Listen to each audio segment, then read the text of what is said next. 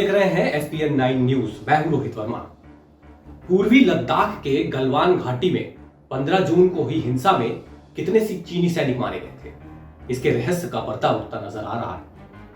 The Hindu की report के मुताबिक चीन ने भारत के साथ बैठक में पहली बार बताया है कि गलवान घाटी संघर्ष में उसके 5 सैनिक मारे गए थे। इसमें चीनी सेना का एक कमांडिंग ऑफिसर भी शामिल था।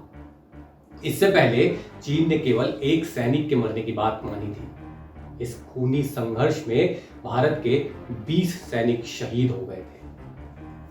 चीन भले ही अभी 5 सैनिकों के ही मारे जाने की बात कर रहा हो, लेकिन अमेरिकी भारतीय खुफिया एजेंसियों का अनुमान है कि कम से कम 40 चीनी सैनिक इस हिंसा में मारे गए थे। भारत और चीन के बीच बातचीत के दौरान मजेदार बात यह सामने आई है कि पूर्वोत्तर सीमा पर भारत और विवादित इलाकों में साप्ताहिक रोटेशन के आधार पर गश्त लगाते हैं। बताया जा रहा है कि पूर्वी लद्दाख में भी यह तरीका अपनाया जा सकता है।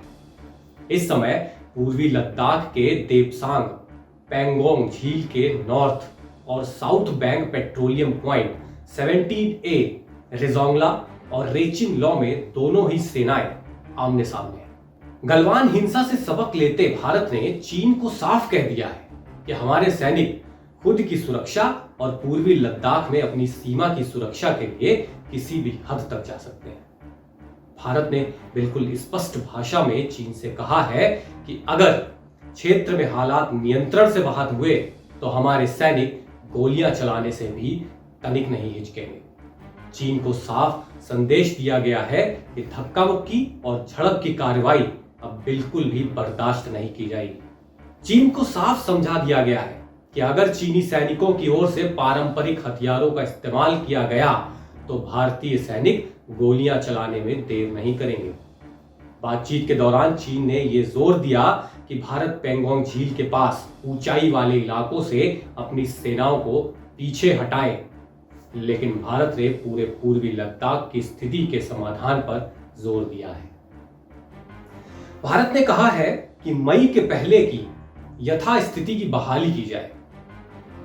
चीन ने इस डर से नहीं बताया था मौतों का आंकड़ा। आपको बता दें कि गलवान हिंसा के समय भारत ने जहां अपने सैनिकों के मारे जाने की संख्या बताई थी, वहीं चीन ने अब तक उस पर चुप्पी साधे रखा था। साउथ चाइना मॉर्निंग पोस्ट की एक रिपोर्ट के मुताबिक उस समय चीन और अमेरिका के बीच एक अहम बैठक होनी थी। इसको देखते हुए चीन ने पूरी घटना को कम करके दिखाने की कोशिश की। इसी रणनीति के तहत चीन ने अपनी हताहत सैनिकों की संख्या को जारी नहीं किया था, पूरे मामले पर चुप्पी साधे रखा था। चीनी सेना के प्रवक्ता झांग शुइली ने कहा है कि झड़प में दोनों ही पक्षों के लोग मारे गए, लेकिन उन्होंने अपने सैनिकों की संख्या नहीं बताई थी। इस बीच पीएलए के एक सोर्स ने बताया है कि पेइचिंग अपने सैनिकों की मौत को लेकर बेहद संवेदनशील है। उन्होंने कहा कि सैनिकों की मौत के आंकड़ों को चीन के राष्ट्रपति शी जिनपिंग अपनी स्वीकृति करेंगे। ये सारा विवाद गलवान घाटी को लेकर है, तो आज हम आपको गलवान घाटी के बारे में सब कुछ बताते हैं कि आखिर ये विवाद किस चीज पे है। साल 1962 में भारत चीन के बीच हुए भयानक युद्ध की नींव गलवान इलाका ही माना जाता है। लद्दाख के गलवान घाटी में भारत और चीन के बीच सैन्य तनाव बना हुआ है। गलवान घाटी पर चीन ने विवाद पैदा किया और अपना फौजी जमावड़ा बढ़ाया, तो भारत ने भी अपने जवानों की संख्या बढ़ा दी। लद्दाख स्थित वास्तविक नियंत्रण रेखा पर दोनों देशों की सेनाएं एक दूसरे के आमने सामने हैं। सोमवार 15 जून की रात दोनों देशों की सेनाओं के बीच हिंसक झड़प में भारत के 20 जवान शहीद हो गए हैं। लद्दाख के पास स्थिति गलवान घाटी विवादित क्षेत्र अक्साई चीन में है। वास्तविक नियंत्रण रेखा अक्साई चीन को भारत से अलग करती है। गलवान क्षेत्र लद्दाख के चुशुल काउंसिल के अंतर्गत आता है। गलवान घाटी लद्दाख और अक्साई चीन के बीच स्थित है, जहां से भारत चीन सीमा काफी करीब है। गलवान घाटी क्षेत्र का इतिहास बेहद दर्दनाक है। लद्दाख में एलएसी पर स्थित गलवान इलाके को चीन ने अपने कब्जे में ले रखा है। चीन के अतिक्रमण को रोकने के लिए भारतीय जवान गलवान नदी में भी नाव के जरिए नियमित गश्त करते हैं। गलवान घाटी भारत की तरफ लद्दाख से लेकर चीन के दक्षिणी शिनजियांग तक फैली है। यह क्षेत्र भारत के लिए सामरिक रूप से बेहद महत्वपूर्ण है, क्योंकि पाकिस्तान और चीन के शिनजियांग दोनों के साथ लगा हुआ है। गलवान नदी का नाम गुलाम रसूल गलवान के नाम पर रखा है। वह लेह के रहने वाले ट्रैकिंग गाइड थे। साल 1900 के आसपास उन्होंने गलवान नदी को खोजा था। गलवान नदी काराकोरम रेंज के पूर्वी छोर में समांगलिंग से निकलती है, फिर पश्चिम में जाकर श्योक नदी में मिल जाती है। गलवान नदी पर भारत की ओर से पुल बनाया जा रहा है। मौजूदा तनाव के हालात को देखते हुए भारत ने पुल का निर्माण कार्य तेज कर दिया है। इसके लिए बीआरओ ने बड़ी संख्या में मजदूर लगाए हैं।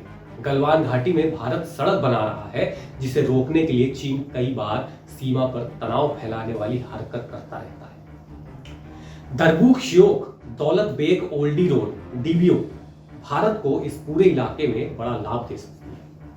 ये रोड काराकोरम पास के नजदीक तैनात जवानों तक सामान एवं गोला बारूद आदि की आपूर्ति के लिए बेहद अहम है। डीबीओ सेक्टर अक्साई चीन पठार पर भारतीय मौजूदगी की नुमाइंदगी का प्रतीक है।